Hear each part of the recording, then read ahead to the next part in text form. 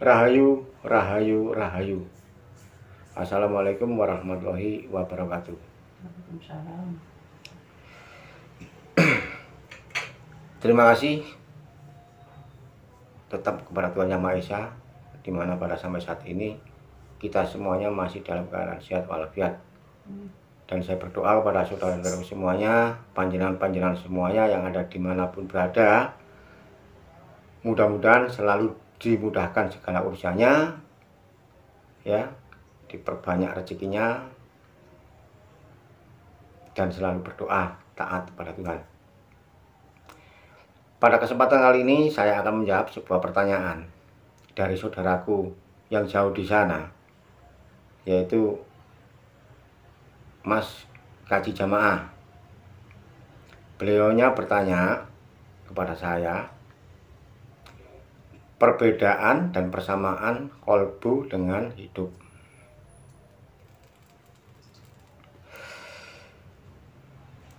Saya akan coba mengungkap, tapi sebelumnya saya minta maaf. Di sini saya bukan orang pintar, di sini saya bukan orang ngerti, ya. Di sini saya cuma ingin sharing kepada saudara-saudaraku semuanya. Kita harus saling memberi dan menerima. Semua apa yang saya ucapkan, kita ambil hikmahnya aja. Ada kekurangannya, saya mohon maaf.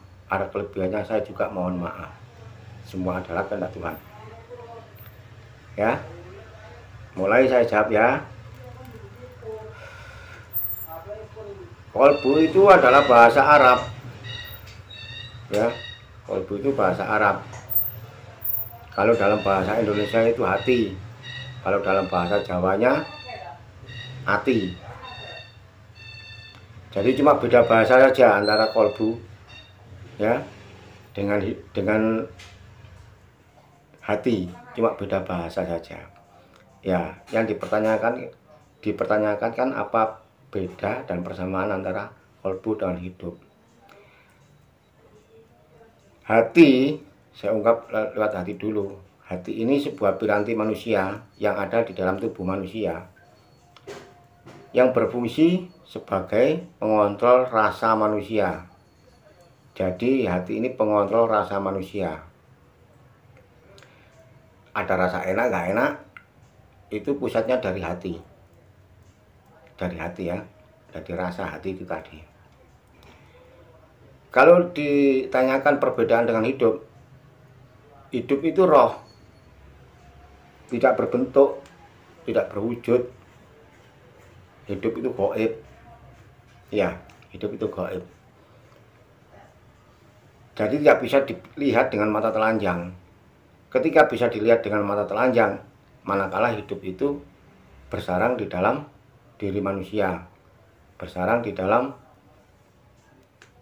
tubuh, misalnya hewan atau tumbuh-tumbuhan.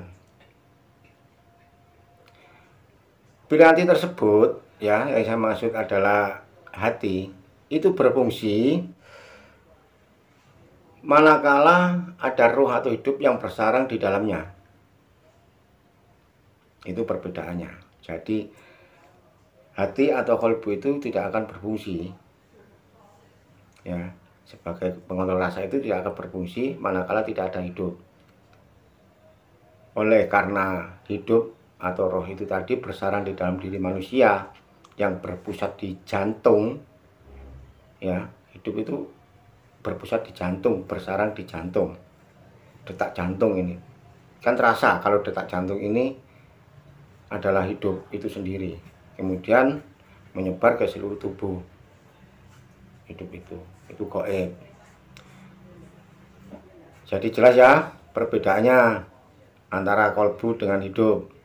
Kalau hidup itu roh, tidak bisa dilihat dengan mata telanjang, sedangkan kalau kolbu itu hati yang mempunyai bentuk menyerupai daging. Ya daging lah saya bilang, hati itu daging, cuma namanya hati, atau dalam bahasa Jawa ati, kalau dalam bahasa Arabnya kolbu. Untuk persamaannya antara hidup dengan kolbu, sama-sama karunia Tuhan, sama-sama sabda Tuhan.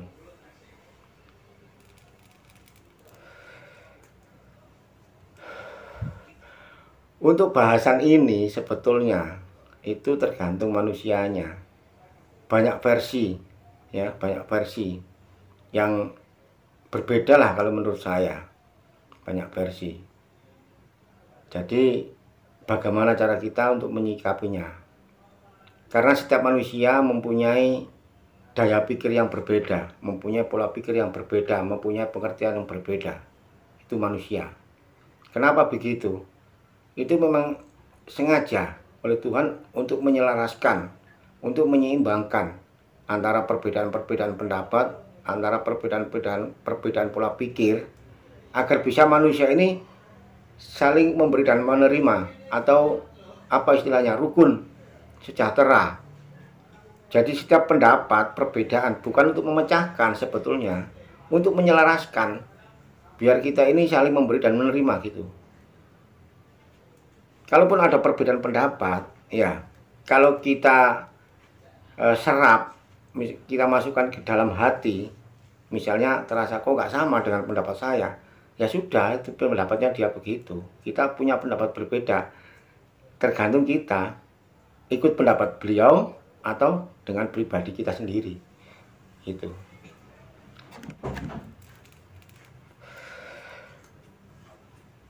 Jadi di sini nyantai aja lah, nyantai aja sambil ngopi ya, nyantai sambil ngopi. Setiap manusia itu diberi prianti oleh Tuhan. Ya, kalau bisa dilihat misalnya mata, hidung, mulut, telinga, rambut, ini mempunyai makna sendiri-sendiri, mempunyai arti sendiri-sendiri. Jadi tidak asal menyabda Tuhan, tidak asal mencipta. Semua ada maknanya buat manusia itu sendiri, biar tahu itu, biar tahu. Jadi dalam hal ini ya, buat Mas yang bertanya seperti itu, mudah-mudahan paham apa yang saya katakan ya, paham. Sekali lagi saya ungkap lagi, kalau kolbu itu mempunyai bentuk. Kolbu itu kan cuma sebuah nama sih, sebuah nama. Kolbu atau hati kan sebuah nama. Bisa dilihat manakala nama itu berbentuk, gitu loh. Manakala nama itu berbentuk. Begitu juga hidup. Hidup kan cuma sekedar nama. Tapi hidup itu roh. Gitu. Roh. Manakala bisa dilihat kalau hidup itu bersarang di dalam diri manusia, binatang, atau tumbuh-tumbuhan. Bisa dikatakan begitu. Itu menurut saya. Kalau menurut saudara berbeda paham, saya juga lebih senang sekali kalau saudaraku mau memberitahu atau memberi wawasan buat saya. Itu lebih saya suka gitu loh. Lebih saya suka. Kita jauh, saudara di sana, saya di sini. Melalui media sosial ini kita bisa saling sharing. Tidak apalah, menambah wawasan, menambah ilmu, gitu. Biar hidup ini betul-betul bermakna. Hidup ini biar betul-betul bermakna. Kita sebagai manusia pun betul-betul berguna. Berguna buat pribadi, buat orang lain, buat semuanya, gitu.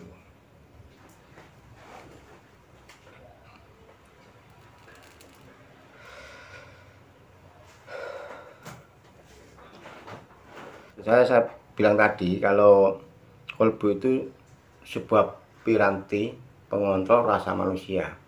Saya ibaratkan begini, saudara punya sebuah HP. Nah, di HP itu banyak menu, aplikasi-aplikasi macam-macam, mulai Google, YouTube, ya, Facebook, wah lain-lain lah, macam-macam lah. Itu tidak akan berguna manakala nggak ada baterai. Kan gitu. Begitu juga manusia juga begitu, punya piranti yang banyak sekali ya, macam-macam. Apalagi yang namanya otak, piranti yang namanya otak itu disabda bisa berpikir, hati bisa merasa, ya bisa berangan-angan. Itu sabda Tuhan. nggak boleh main-main, itu sabdanya Tuhan. Gitu.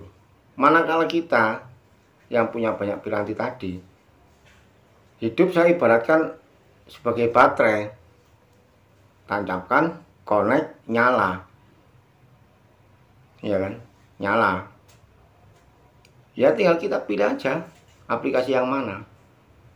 Kita pakai pikiran, pakai akal, pakai angan-angan, boleh juga. Gitu. Cuma di sini ada batasannya. Memang batasan, terbatas, manusia itu terbatas. Pikiran yang mana yang mau dipakai, antara baik tidak baik, antara benar dan tidak benar, cuma itu. Jadi dikembalikan kepada manusianya. Tuhan sudah pasrah kepada manusia. Kamu saya sabda sebagai manusia, misalnya begitu ya, sabda sebagai manusia, sudah saya pasrah sama kamu. Bagaimana kamu cara mengatur dunia ini? Mau kamu bikin apa dunia ini? Terserah kamu. Toh nanti yang merasakan hasilnya juga kamu sendiri. Ini ayatnya Tuhan. Gak tahu di kitab apa itu, saya nggak tahu. Tuhan sudah pasal begitu. Nah kita sebagai manusia, manakala diberi kecerdasan otak, ya, diberi kepandaian, kepintaran, pengertian yang tinggi lah, bahkan mencapai tinggi langit, mau dikemanakan? Kalau menurut saya pasrahkan juga kepada Tuhan. Bagaimana caranya? Berterima kasih, alhamdulillah kita diberi piranti-piranti, disabdakan dengan mempunyai daya pikir yang sangat kuat, angan-angan yang sangat kuat, hingga menjadikan apa yang dipikirkan, apa yang diangan-angan itu tercipta, terbukti begitu. Itu semua kuasa Tuhan. Itu. Nah, mau dikemanakan? Toh nanti ketika hidup itu sudah lepas dari raga kita, sudah nggak bersarang lagi, kita kan akhirnya mati, nggak berfungsi kan? Jadi intinya ya, dalam hal ini kita semua sebagai manusia jangan sombong dengan kepandaiannya, jangan sombong dengan kepintarannya, jangan sombong dengan ilmunya. Karena apa? Setinggi apapun ilmu kita, masih ada lagi yang lebih tinggi. Tuhan selalu begitu, selalu memberi, dan Dia tidak pernah meminta. Tuhan itu nggak pernah meminta,